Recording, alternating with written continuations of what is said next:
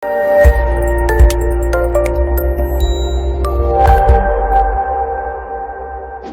semuanya, saya Nur Ain dan saya membuat rawatan bekam darah di Singapura secara sepenuh masa bersama bapa saya. Kita buat di bilik basingan untuk lelaki dan wanita. Ada beberapa ciri-ciri yang boleh menunjukkan anda bahawa anda sudah mendapatkan kesan ataupun efek bekam secara sepenuhnya. Jadi dalam video ini saya nak senaraikan kepada anda yang pertama sekali, keseluruhannya apabila anda dah banyak kali buat rawatan bekam darah, anda akan dapati tenaga anda akan menjadi lebih mantap. Berarti anda tak mudah cepat rasa ngantuk, tak mudah cepat rasa penat, dan anda punya badan rasa ringan sekali keseluruhannya. Dan ianya berterusan, bukan saja untuk beberapa hari ataupun beberapa minggu.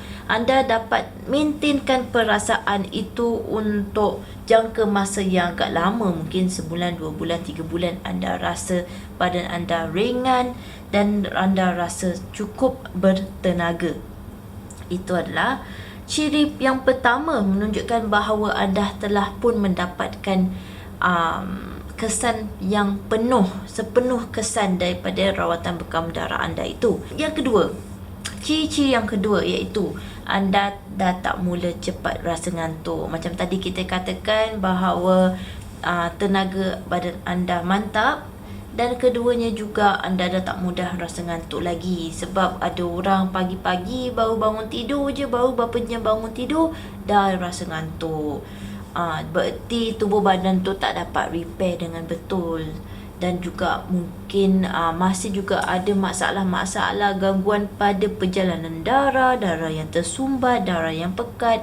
Maka dia akan masih mudah rasa ngantuk walaupun dah cukup tidur. Jadi jika anda tak mudah rasa ngantuk lagi, itu adalah salah satu ciri-cirinya menunjukkan bahawa anda dah dapat efek yang bagus daripada rawatan bekam darah anda itu. Ada lagi ciri-ciri seterusnya, iaitu kebas-kebas ataupun semut-semut di mana bahagian-bahagian tubuh badan anda dah mula berkurangan sehingganya ia tidaklah ada lagi. Yang dulunya kalau bersila duduk bawah senang semut-semut, yang dulunya tangan kalau macam naik ataupun taruh satu position je cepat dah kebas-kebas, ataupun ada dulu yang buat kerja banyak je dah rasa kebas-kebas, tak rasa tangan tu, tapi setelah dah lakukan rawatan bekam untuk beberapa kali, keadaan itu dah berubah. Itu juga adalah salah satu ciri-ciri menunjukkan anda dapat manfaat penuh daripada rawatan bekam darah anda. Ada lagi selain daripada itu, anda harus juga perhatikan warna darah bekam anda itu. Yang dulunya mungkin gelap, coklat, hitam, merun, dan anda bila dah banyak kali bekam, anda dapati warna darah bekam anda tu dah mulai terang, bersih, merah dia terang. Dia ada tahap dia, tak boleh terlalu terang. Kalau terlalu terang itu bererti keadaan dalam darah tu khasiatnya tu kurang. Itu bila mana kita lihat darah terlalu terang warnanya. Tapi untuk yang ini beza. Kita ibaratkan darah yang kotor tu warnanya memang merah gelap. Merah dia ibarat macam merah cili kering. Dan jadi sekarang kita nak sentiasa bekam secara rutin supaya warna darah yang merah macam cili kering tu nak ditukar kepada merahnya cili hidup. Jadi warnanya nak diubahkan ke arah situ supaya itu dapat menandakan bahawa darah anda dah mulai bersih. Jadi anda punya rawatan bekam tu berkesan. Selagi masih belum lihat darah tu dah bertukar warna, selagi tu anda masih perlu lakukan rawatan bekam darah. Okey, ada lagi ciri-ciri yang lain, iaitu jumlah darah keluar lebih banyak. Lepas anda dah buat banyak kali bekam, darah yang keluar tu setiap kali bekam, setiap kali sesi yang anda lalui tu, jumlah darah tu dapat keluar lebih banyak. itu menunjukkan bahawa perjalanan darah anda dah mulai lancar. Dah kurang sumbat, ataupun dah tak sumbat lagi, ataupun dah tak pekat lagi, darah tu dah mengalir dengan lancar. Memang dalam masa yang sama juga, bila anda dah pun mendapat kesan ni semua, dalam masa yang sama juga anda juga dapat merasakan badan tu semakin segar, semakin bertenaga, semakin ringan. Ianya digabungkan dalam satu masa, anda dapat rasakan tu semua untuk mengenal pasti bahawa rawatan bekam darah anda itu berkesan. Jadi dulu, mungkin untuk orang yang darahnya terlalu pekat, tersumbat, tak lancar, bila bekam pertama kali, kedua kali, ketiga kali, jika anda lihat jumlah darah yang keluar itu tidak lancar, tidak banyak, sikit saja, itu bukan bererti keadaan dalaman bagus, tapi bererti tersumbat, tak lancar. Dan teruskanlah berbekam secara rutin, sebulan sekali ataupun sebulan 2 kali, lihat pada keadaan, sehinggakan darah yang keluar waktu bekam tu akan dapat keluar dengan banyak. Jangan putus asa, teruskan, sebab untuk merepair keadaan tubuh badan, untuk merepair, perbaiki tahap kesihatan, memang memerlukan proses yang mengambil masa yang panjang. Pun bergantunglah kepada kondisi kesihatan. Ada yang cepat, ada perlu lebih lama lagi. Tergantunglah. Okey, ciri-ciri yang seterusnya, tubuh badan anda secara keseluruhannya dah mula untuk rasa hangat. Bukan panas, tapi hangat, iaitu suhu atau temperature badan tu macam dah normal gitu.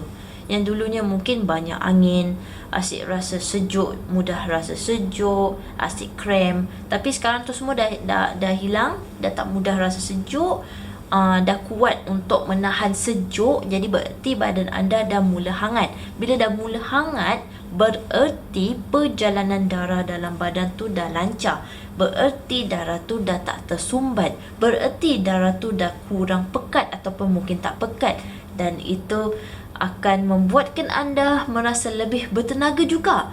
Bukan saja lebih hangat, dan anda aktiviti yang anda lalui setiap hari tu dapat dilakukan dengan lebih ringkas dan cepat dan mudah, kerana tenaga dalam badan anda tu cukup untuk anda laluinya tanpa ada rasa malas, lesu, letih, penat dan sebagainya. Anda juga akan dapati bahawa buang air besar anda itu lebih lancar. Sebab perjalanan darah dah lancar, metabolism pun akan improve, digestion juga improve, semua proses-proses dalaman badan semua menjadi lebih cepat ataupun telah pun dapat dinormalkan kembali, sehingga anda juga dapat membuang air besar dengan lancar. Itu juga adalah salah satu tanda menunjukkan rawatan bekam darah anda itu sudah pun berkesan.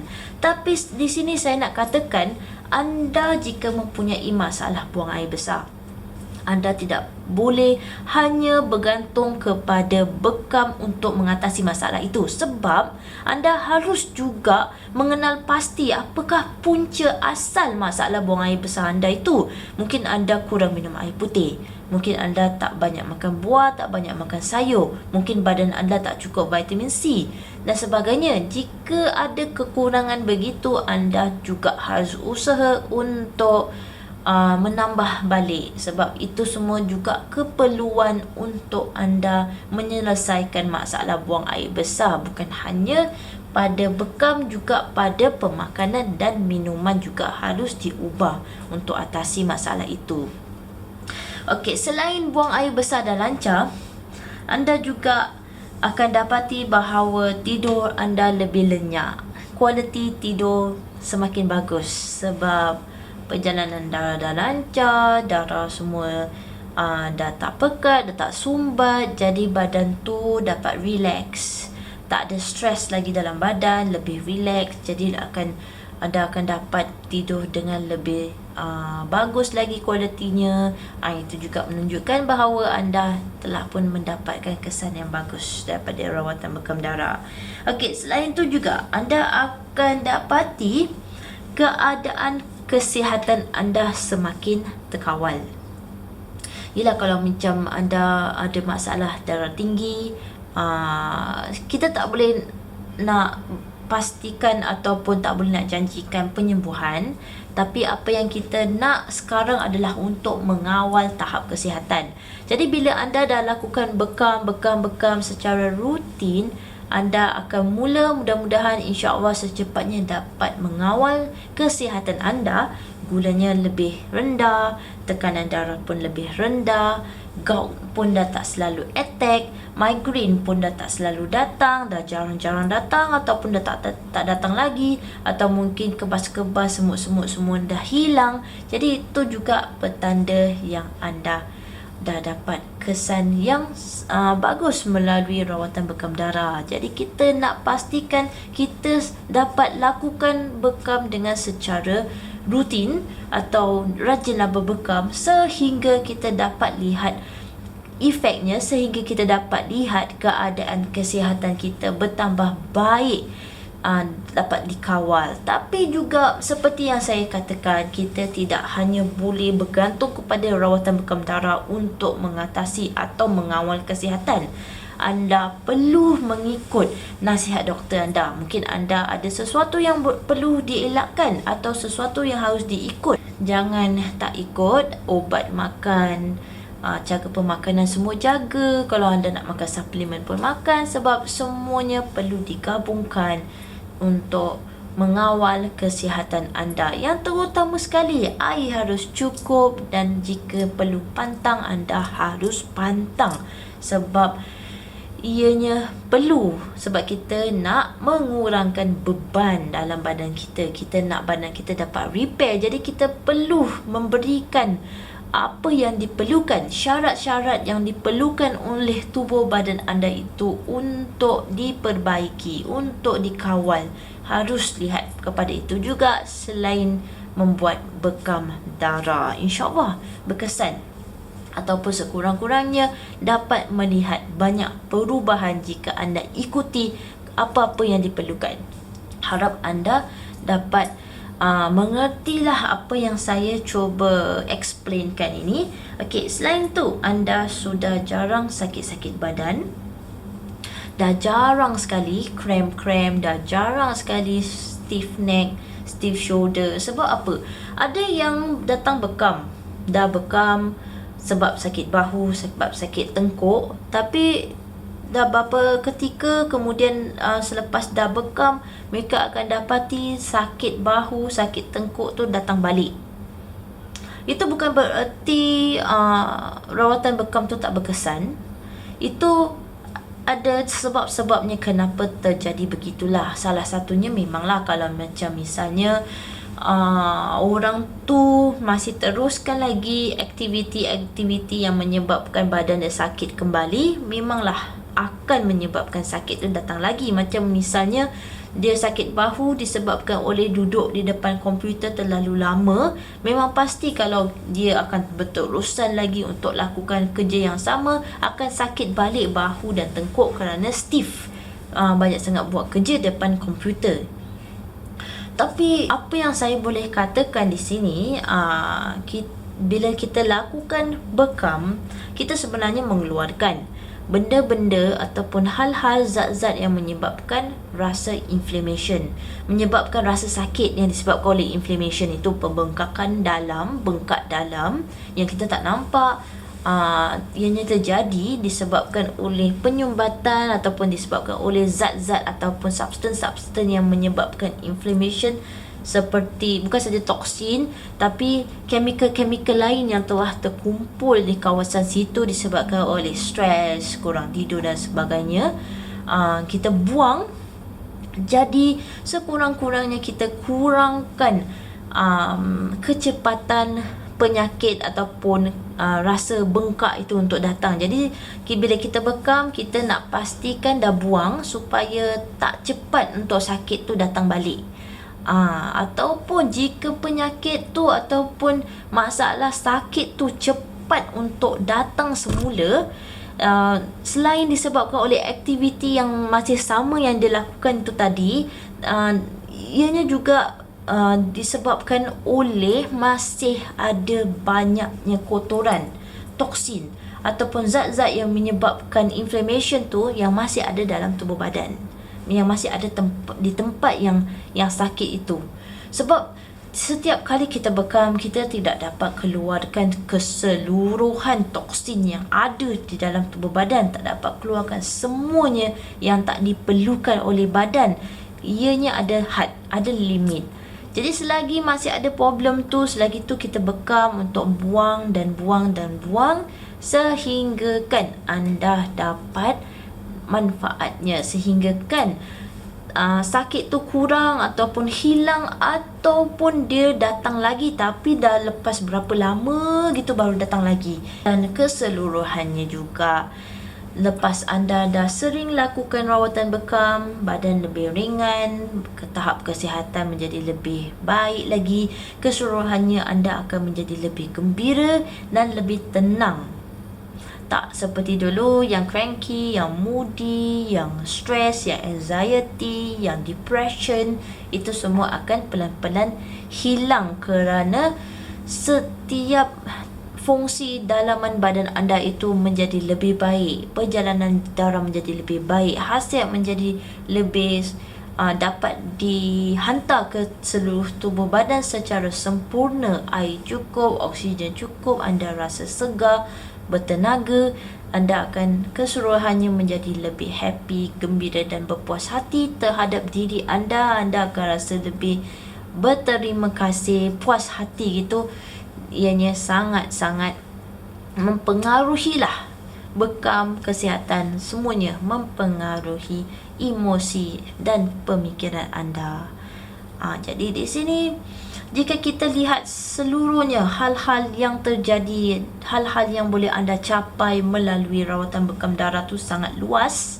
Dan jika anda dapat mencapai semuanya itu, insya-Allah anda punya rawatan bekam darah sangat-sangat efektif untuk anda. Tapi jangan putus asa, teruskanlah lakukan rawatan bekam darah selagi anda belum berpuas hati, selagi anda masih belum mendapatkan kesan yang efektif, yang optimal dengan rawatan anda itu. Sebab ianya mengambil masa, proses untuk melakukan healing, repair oleh tubuh badan anda itu. Berikanlah peluang untuk tubuh badan anda itu repair. Berikanlah syarat-syarat yang diperlukan oleh dalaman tubuh badan anda itu untuk repair, supaya anda sendiri akan melihat kesannya. InsyaAllah, mudah-mudahan kita semua akan bertambah sihat dan lebih bahagia. Mudah-mudahan setiap usaha yang anda lakukan semuanya berkesan dan semuanya memberikan kesan yang